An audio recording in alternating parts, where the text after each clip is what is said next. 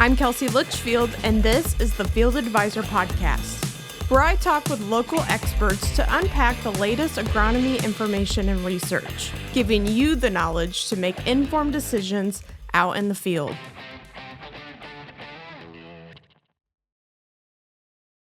Hello, everyone. Welcome back to the Field Advisor Podcast. I'm your host, Kelsey Litchfield, today joined by Kevin Johnson, or KJ, as he's commonly called, and Corey Lacey.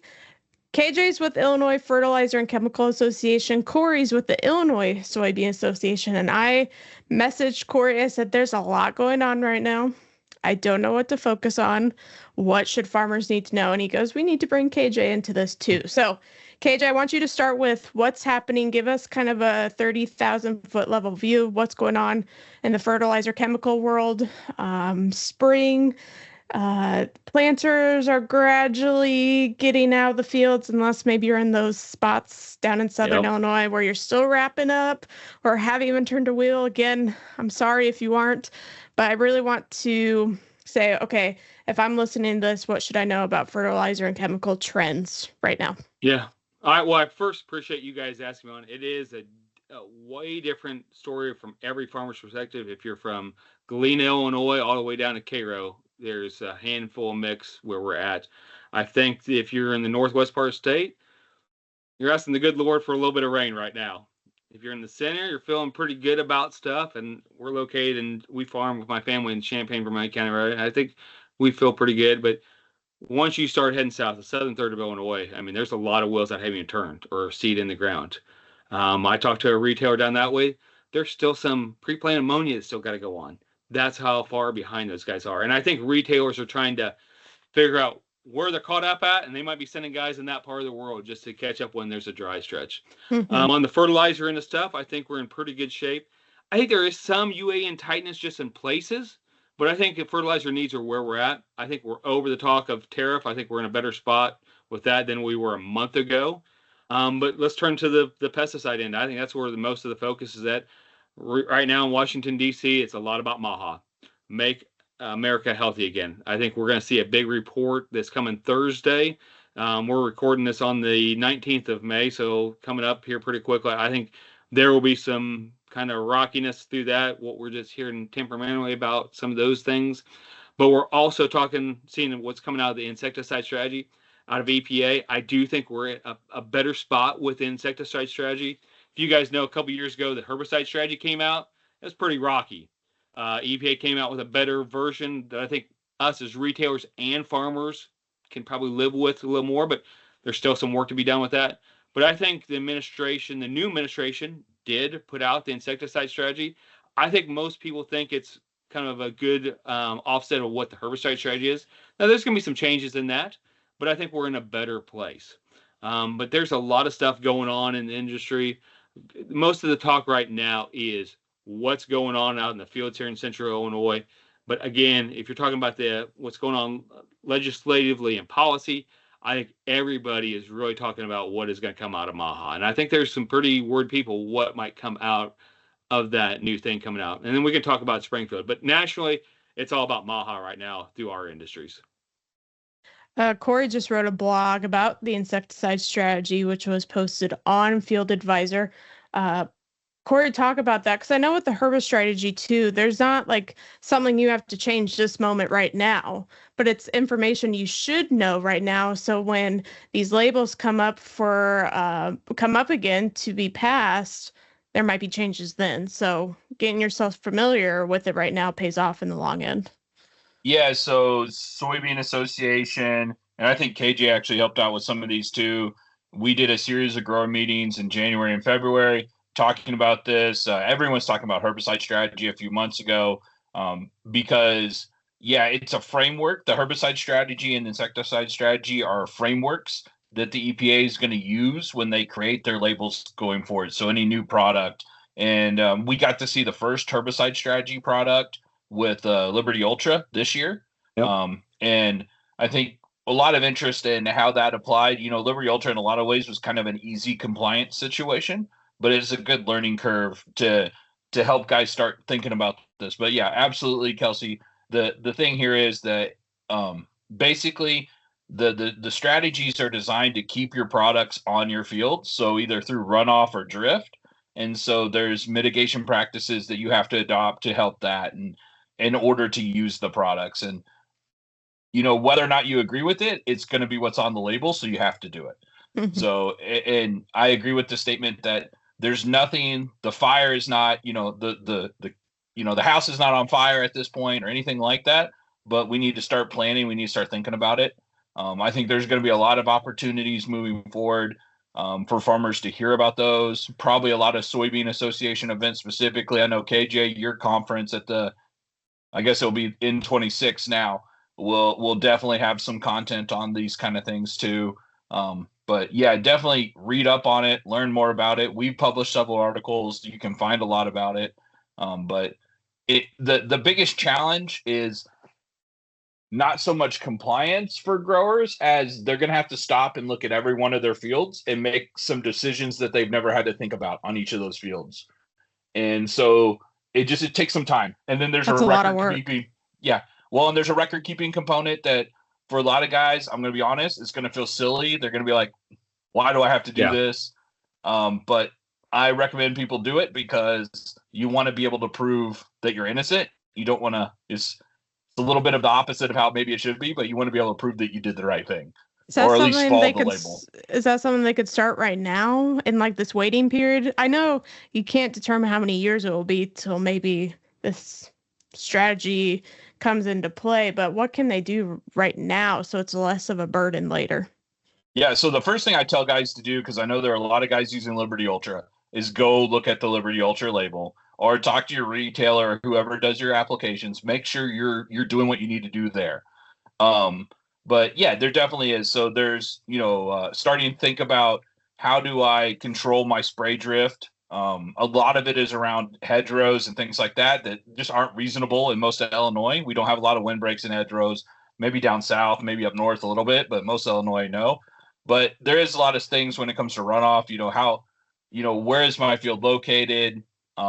Is it on a slope? Is it on less than 2% slope? These kind of things, you just have to start thinking about it. But the first thing to do, I think, is, and maybe we can put this in the show notes or something, but we did a great webinar with Aaron Hager Kelsey, help me remember, maybe 2 months ago. Yeah. And with Field Advisor. And I think that would be a great place for people to start.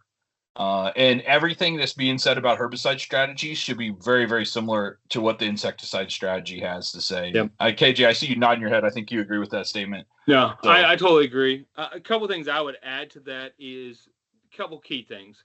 One is EPA did come out and say that it's just not all chemicals all at once. It's when they are re-reviewed. So all pesticides and insecticides get reviewed every 12 years. What the industry is going to do, we've asked EPA, but they just haven't given us. So all the chemical companies are working together of putting out a list of, hey, 26, these chemicals are going to hit. 27s, these are going to hit. 28, and just keep going down the road. Okay. So that is, and not every chemical is going to have the same points and stuff like that. I feel pretty confident in Illinois. If you're on some pretty flat ground, you're not up against a river or creek or something like that, you can manage it. Now, everybody's different and manages differently. I think you're definitely going to be more effective if you're up against the Wabash or the Illinois, the Mississippi River, or you're maybe in that very northwest corner of Illinois. Yeah, you're how you do record keeping is going to change and what products you use. The other thing I want to make sure that everybody's aware of, and we saw this, is that if I've heard this once, I've heard it 1,000 times. Hey, the new administration is going to come out. They're just going to stop it all. No, this is by court order. It was by lawsuits. And I do think we had the herbicide strategy came out during Biden's administration, and the insecticide strategy came out, I think it was April 29th, under the Trump administration. They didn't stop it because they were under court order. This is slowly going to keep coming down the tracks. So there's going to be more information about here. We're going to send it. Soy's going to send stuff out, all our commodity groups. But guys, I wish I could say it's all going away. It is not. But I think we are getting better to what we need to manage. But I also know that there are updated maps coming on the Endangered Species Act that will make a ton of difference. If you look back, I think it was fall of 23, when that first herbicide shade come out, the whole state of Illinois was covered. Now we have different coverages, what they came out with. And I think those maps will always be updated. So again, it's not perfect. You might be in an area that, hey, there's a specific endangered species that you're going to have to look for. But in the broader sense, if you go back to August or October 2023 to now, we are miles ahead of what we originally came out with. So what KJ is mentioning there, those maps, that's called a PULA, pesticide use limitation area. And that's actually kind of a key component I guess we should bring up. So new pesticide labels, insecticide now, herbicide for sure, and then the others with time here are going to have basically 3 ESA, Endangered Species Act components. They're going to have a runoff mitigation, a drift mitigation, and then they're going to have this location specific mitigation called a PULA. And the PULA is an area where for some special reason, maybe there's a specific endangered species there, maybe it's a breeding area for an insect or something that's protected. If you're inside those PULAs, then the requirements to comply increase. So the PULAs are this added on. So the fact that Illinois came out, or lots of Illinois came out of some of these PULAs is actually a really big deal because it helps our guys comply. And that's on and I would just reiterate, Live too, correct? Bulletin's Live too? Is that where they can find those PULAs? Mm-hmm, yes. So you can go to Bulletin's Live too. It's not the easiest to manage website, but you can do it. And you can see these things. I tell people if they want to dig into this, use Liberty Ultra as an example. Just know that Liberty Ultra is a super easy example to comply with. Others are going to be more difficult. Kelsey, you brought up, and Corey brought up Bulletin's Live too. I will tell you, we've had many discussions with EPA that is not the most easiest website to go through. I mean, we really got to get just to the bare knuckles of what we need to cover. I think they're trying to, but that's not the easiest to boil it all down. But they're going to try and help with us with the associations and trade groups to try and give us a highlight. I've also told them, I know you want to put on Bulletin's Live too, and then it just automatically hits. But as a farmer, as your guys as farmers, some ways I'm already planning for the 26 crop right now that I just planted the 25 crop. We need long lead times. You can't just say, hey, we're giving you a month to do this, figure this out. You're good, get it out. That's not how this works. Yeah. We need lead times because I will be writing a check for my products in December of the following year, trying to get that stuff. So if there's going to be something on label changes, we need to know as early as possible. And I think they're getting that, but the more time you give us, the more times we can get that out to farmers and retailers. What's the next thing after? So we've had herbicide, insecticide. What's next? Do you know? I think the rodenticide is still also going to come up. I have not heard the latest when that is going to come out. But the 2 biggest ones were the herbicide and insecticide that's going to be spending the most time. But I think we do rodenticide, I think it will mirror some of what we already got. I think the herbicide and insecticide were just the big leaps out there that I had to get through. Yeah. So as KJ and Corey said, they will keep you up to date on this kind of information. It doesn't stop here, and it's a constantly evolving door of information. So if you're interested in more, Corey, you have anything just on the herbicide or insecticide strategy before we move on? No? I mean, my comment is always that it's something that you can deal with. You just got to think about it ahead of time. Okay. And I will say that people can Google me, look me up, and probably find my contact. I get emails about this every few days, and I'm absolutely happy to field questions on that topic via email. One thing I want to say, though, every label is not the same. You really do need to look at the label because what the herbicide strategy is looking at dicamba is completely different than what they're looking at Enlist. Dicamba was spray drift. Enlist label is all about water runoff and kind of erosion stuff. So do not think, hey, one label is all the same. You're going to have to get and talk to your advisor what every chemical you're looking at to kind of go what they're looking for on the Endangered Species Act. You brought up the dreaded D word. I can't. Yeah, I know. First example I could use. Yeah, that's okay. Corey, another thing you want to talk about was pesticide licensing update and moving to CEU model. Can you talk more about that? I don't think I'm familiar with that. Yeah, so that should be KJ. Let's Okay. But is something soybeans excited about. We have KJ, correct me if I'm wrong, but I think we have 30,000 licensed applicators in the state of Illinois. Of those, 36,000 of those, something like 15,000 are individual applicators. So they're your farmer applicator. So this topic is close to the heart of a lot of farmers who are out there doing this themselves. And, traditionally, we take a test every 3 years. Some people love the test. Some people have a lot of dread around the test, I think. And so KJ's association has kind of come together and suggested, hey, look, other states don't force this test. They do a CEU model where guys get an opportunity to learn about issues every year and then maintain their license that way. And so, KJ came to us along with a lot of other commodity groups and I guess a lot of organizations. And there's been a really strong support for, hey, this is a better way to do this. This is a way to make sure guys are better trained. And it's just a lot better way to do this. KJ, I'll let you comment, but yeah. No, I think Corey hit a lot of it. This has been in the works for many years, but we had a lot of conversations over the last year and a half with the department about this. This ain't easy for the department either, but we are going to raise some fees on it to help it all to work out.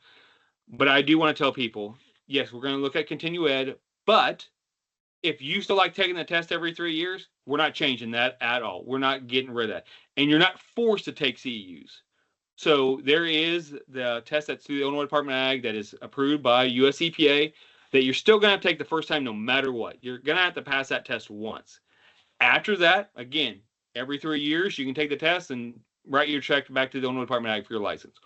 Or take the test the first time and keep up so many hours. And I will tell you, that's been a work in progress. We've thought about 5 hours a year, 15 hours total, but that's some working that we're still working on. But if you do 5 hours or a 15-hour total over the 3 years, you will be able to just write your check on the third year and keep your license up. Why we want to see this is pretty much every state around us except Wisconsin, but Wisconsin's talking about this also, does this continuous ed type of scenario. And a lot of states have been doing it over 20, 30 years. So we are somewhat just coming into the game, but I think this is a better way we can do. And what we can see is that we're trying to get better educated applicators. It's great to take the test, but sometimes not everything on the test is what is changing. Like this herbicide strategy, insecticide strategy. None of that is on the test. What we would like to see is maybe, this is my opinion, 2 or 3 hours of just general standards. Okay, every year it's going to be general standards that we need to recoup. But every year, there's probably a committee with the Department of Ag that looks at what do we need to hit? What is something new that we need to hit that year? Is it the insecticide strategy? Is it something more on adjuvants? Is it more about tank cleanout or contamination in tanks? What do we need to teach? But I can say maybe it's something about trees or something like that. It might change every year, but I think this is a better way. And some guys just learn differently. Let's just be honest. I can tell you, my father came to us boys and said, guys, I'm done taking the test. It is your responsibility now to keep that license up. Because part of it is like, I don't like it, but if there is a continuous ed way we could do it as an option, again, as an option, this would be better to better inform our applicators at the end of the day. And again, it helps Corey and I down at the Illinois State Capitol keep legislation from moving, or better kind of understand with legislators, hey, we're getting better educated applicators at the end of the day. So is this a done thing, or does it need to be approved somewhere? Or Yep. So again, we're talking the May 19th. We are trying to get it through. It has went through the Senate Ag Committee. We are hoping that it comes up this coming Tuesday in the Senate floor, and so it'd have to go to the House. We're getting shorter on time. We are still trying to get it through the Illinois General Assembly. It has to pass legislatively. So we'll know here in the next couple of weeks if it moves.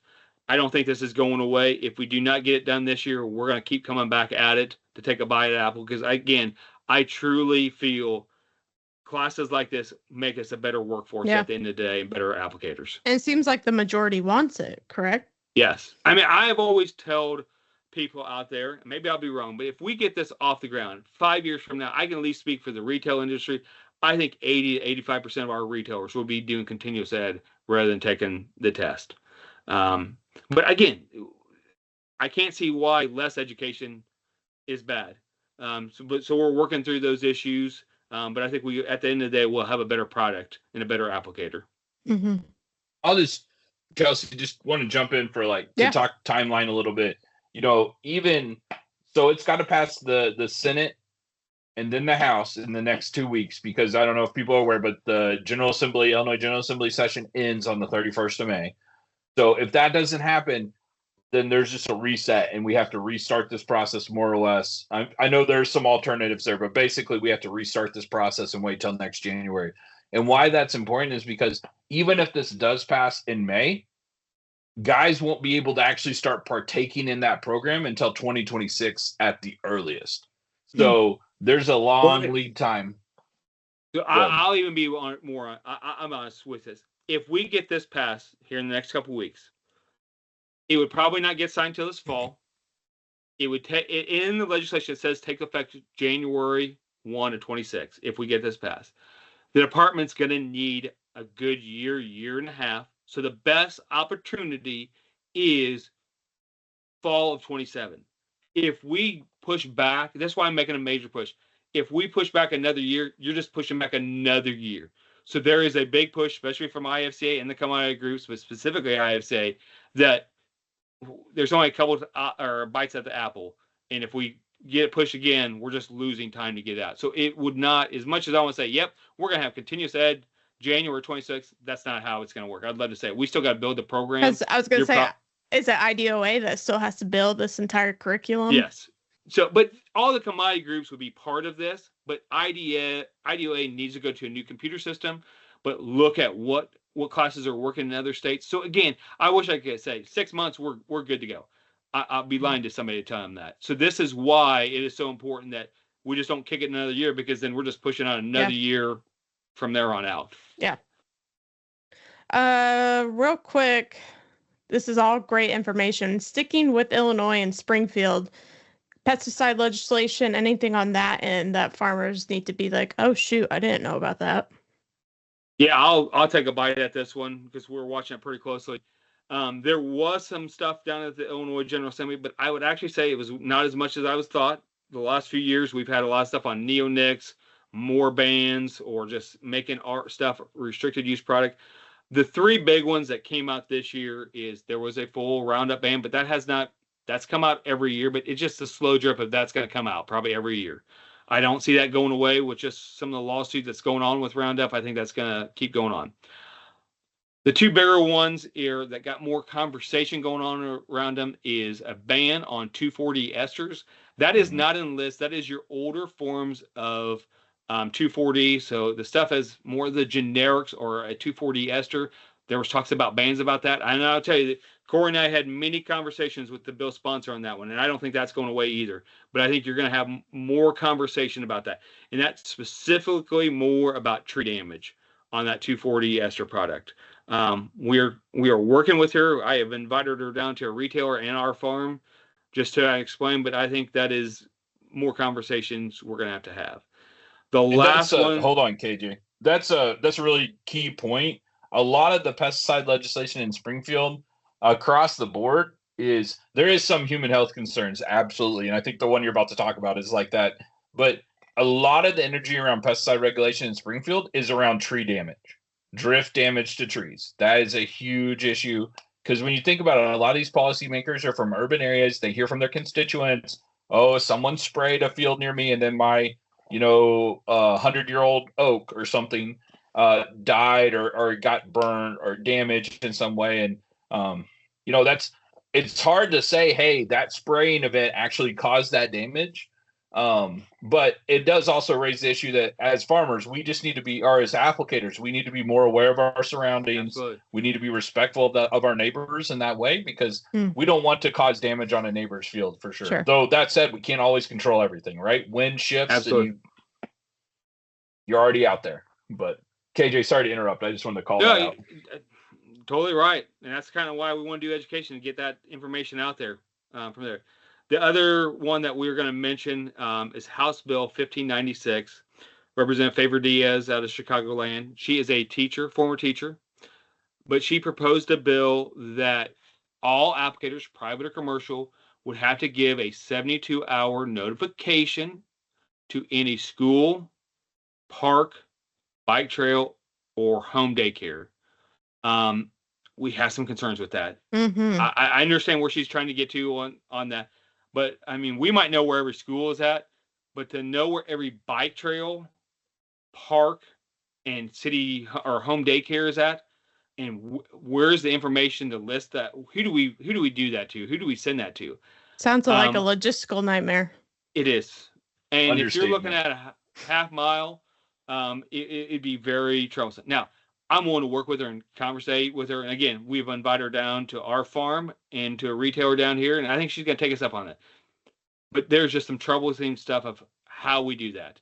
I mean, do we got to email the principal? Can that be a phone call? Or do we just know somebody at school and we're saying, hey, we're going to spray? But the bill became a lot worse when they started asking about 6 different things that pretty much, rather than just say, hey, we're up against a school, we're going to be spraying from this time to this time period. They asked, what are you spraying? What's the common name? What's the brand name of it? Why are you spraying? That was one of the questions. Why are you spraying this herbicide? And as farmers know, usually we're not spraying one product. We might have 2, 3, 4 things in that tank. So you got a lot of information coming out there. So we have some concerns, but we're willing to have good conversations. Now, can there be agreement? I don't know. But we understand why she's bringing it up, but I think there's going to be more conversations around this going into the summer and in the next spring. But do I think this is coming back up next spring? Absolutely, it's going to come back up next spring. Did I see some talk about shortening that time frame too, from 72 hours to I don't remember what it was, but I saw something about the 72-hour time frame, and it's like, whoa, yeah, that's not ideal either. No, I mean, weather can change. It never came out of the legislation, but there was talk about going to 24 hours. That helps, but what she's asking for, pretty much the 6 or 7 things to add on to it, rather than just send an email, hey, we're going to be in this area probably between 8 and 4, it has gotten into a lot more depth. And rather than just send an email, you're probably got one field that's up against a school, you're probably got an hour's worth of work to put in there. So again, we're going to try and work this process. I don't know if we can get to an agreement, but there's going to be definitely more conversation. But people got to know that this is the type of stuff. We always think about Washington, D.C., where all federal regulations come from. But there's some of the most biggest things that we deal with are right here in the state of Illinois. Mm-hmm. Mm-hmm. The other thing I want to bring up, this is another issue that has been brought up, but farmers need to know this. The most important thing an ag retailer or a farmer has in their back pocket on pesticide issues is a thing called pesticide preemption. That means the Illinois Department of Ag regulates all pesticides in the state of Illinois. That means McLean County or Compromise Township in Champaign, Illinois can't ban a product, or the city of Van can't ban Roundup. It has to go through the state of Illinois. We need a blanket approach on pesticide. We do not need a quilt work of what pesticide regulations is from county to county to township to township or next to the subdivision. And the Illinois Department of Ag and the Illinois EPA work together on those labels. So that's the biggest thing that most farmers don't even know they have that is so important here in the state of Illinois. That's what I was going to say. For any of our outside listeners, a majority, except for the insecticide and herbicide strategy, that's federal, but half of this conversation was about Illinois. So I don't want people to get confused about what's going on. But like you said, there's a lot of stuff going on in the Illinois legislature. That was the whole reason for this podcast. I'm like, what do I need to know? What do I need to know right now? And so what's the time frame for those? Does something need to happen by the end of the month for those as well? Or what's that? I can tell you this, most of the stuff other than the pesticide education, I think are all pretty much dead right now. I would tell you the Illinois Journal of Assembly is not taken up. They started out with, I think Corey can correct me, 6,700 bills. we're down to probably 500, if less than that, Yeah. that are going to actually move. So I think our continuous set is one of those that maybe move. The other stuff I think are kind of just are dead until next spring, but will still be talked about. One other last thing I do want to add on pesticide preemption is, just so people outside listening and audience knows, U.S. EPA sets the base label. No state can go below that. They can add more restrictions to a pesticide, but they cannot take, say, like, U.S. EPA, yeah, we got your label, we don't like this part and this part, we're not going to do that. Every state must follow the U.S. EPA label. Now, if they want to put more restrictions, like they have on other products over the last couple of years, they can, but they can't do anything less on those labels. Okay. Yeah, it's good clarification. Corey, you have anything else to add? No, I mean, I agree with the sentiment that these are things that come back every year. The thing that you have to be aware of and concerned about is you never know what's going to catch fire and start moving.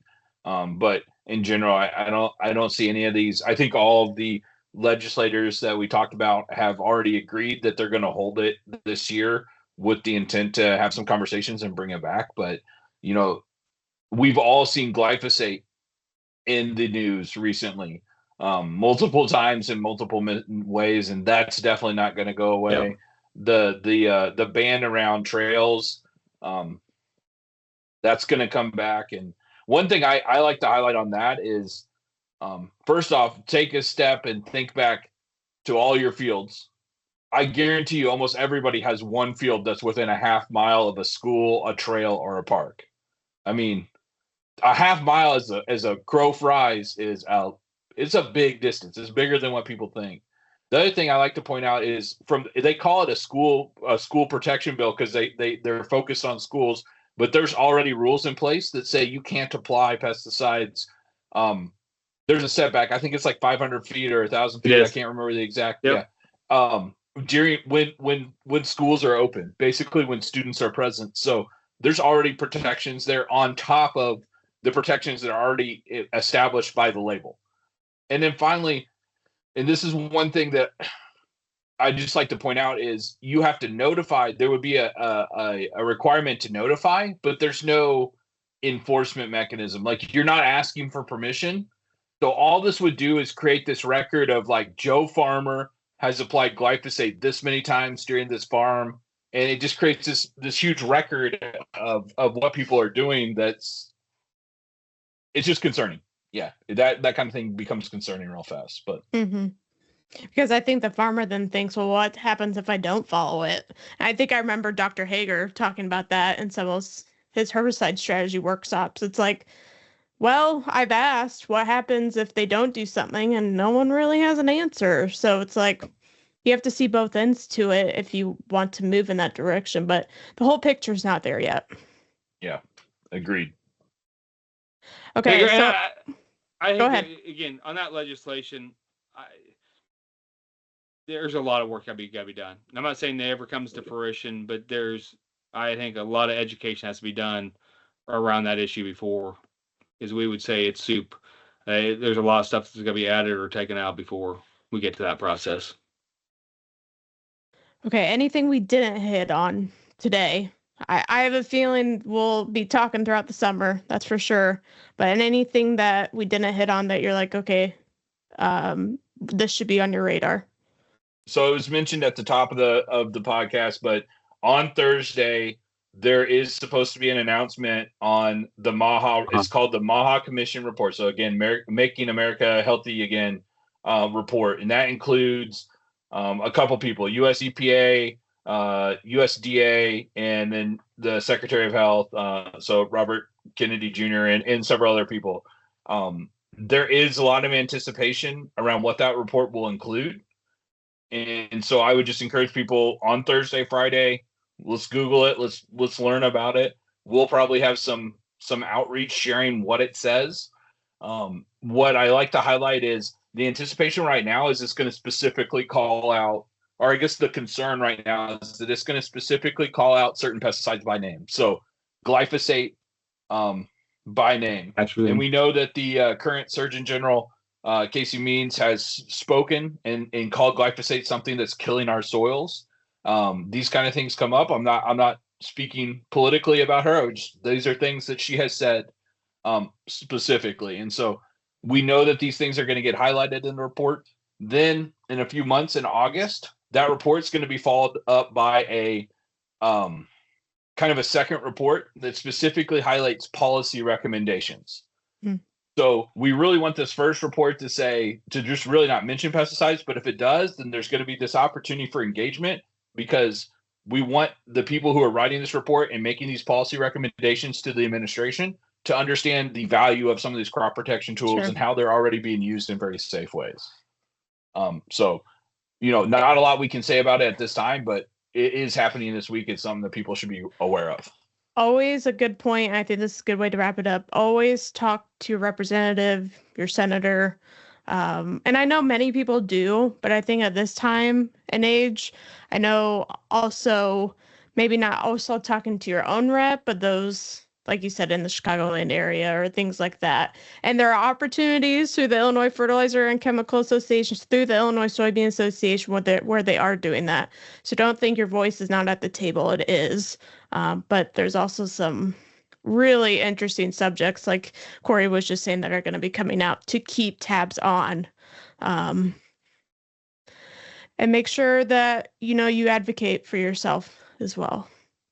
Thank you both. Anything else? Go ahead. The last thing I would add, Kelsey, is just we should know. You can watch IFCA, and I know Corey will probably put on your guys' list. If there is any kind of vote on the continuous education, we'll let our membership know. We will have more stuff on MAHA at the end of this week. We're going to have to, maybe it might be first part of next week just to digest what is coming out. But last thing, I'm thinking of our Southern Illinois friends. I hope they get the crop in the ground. Yes. Because they are, talking to friends down there, it's not very good how far they're along. So I'm just thinking, and I hope everybody, if you got it planted, great. But if you haven't, be safe out there. Definitely. Last spring. Definitely. Be safe out there. It's only May. I keep telling people that it's only May. Yeah. We'll see what the next couple of months bring us. But like I said, Corey, Lacey, Kevin Johnson, they'll be on. I'm sure, again, we'll get back with them here about a month or so and see what the update is from Springfield and then from DC as well. So thank you both. Thank you. Thanks for listening to the Field Advisor Podcast. Unbiased, independent agronomy information to keep your farm moving forward. I'm Kelsey Litchfield, your voice from the field.